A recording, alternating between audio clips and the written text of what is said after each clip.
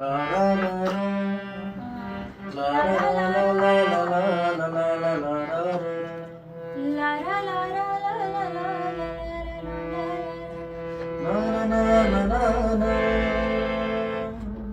थोड़ा सा मतलब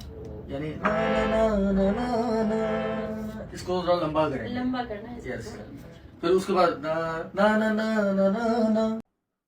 ملګرو خلک چې کم دی هغه د اختر په خوشحالو کې څوک په ګډو غویانو بیزو کې په دې کې هغه مشغول دي. دې رنګې د پښتو کومه انډسټري چې ده د هغې د طرف نه هم داسې نوې نوې ګانې چې کم دی هغه مخې طرف ته را روانې دي. کومه ګانه چې تاسو وکته د ګل پاڼې هغې هم په ګانه باندې کم ریکارډینګ چې دی هغه شروع کړی دی او ریکارډینګ چې کم دی کمپلیټ شوی دی او د دې کم البم چې را روان دی په اختر په ورځو کې هغه د ریلیز کېدو کم امکان چې دی هغه ښودلی کېږي. تاسو سره په دې وجه شیر کوم که ستاسو خیال وي په تیر شوي اختر کې یعنې د ګل پاڼې چې کم ګانه راغلې وه په تیر شوي اختر کې تاسو ته هغه په سکرین باندې به ښکاري نو هغې چې کم ویوز اغوستي وو نو تاسو ته ښکاري 1.9 میلیون دې سره سره یعنې د واړه اختر په میاشت کې هغې 3-4 ګانې ریلیز کړې وي په کم چې د میلیونونو نه سیوا ویوز راغلي دي خلکو ډېرې زیاتې هغه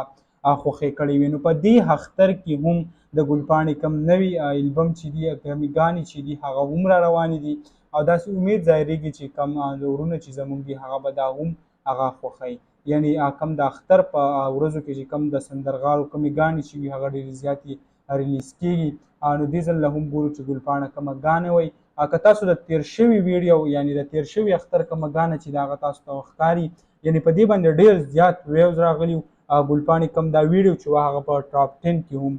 تللې وه. نو دغه ویډیو و دغه کوم معلومات چې هم تاسو سره شریک کړه امید لرم ویډیو به خوښه شوي په ویډیو هم خوښه شوي ویډیو لایک کړئ او که زموږ په چینل نه وي چینل سبسکرایب کړئ د راسې نورو ویډیوګانو لپاره.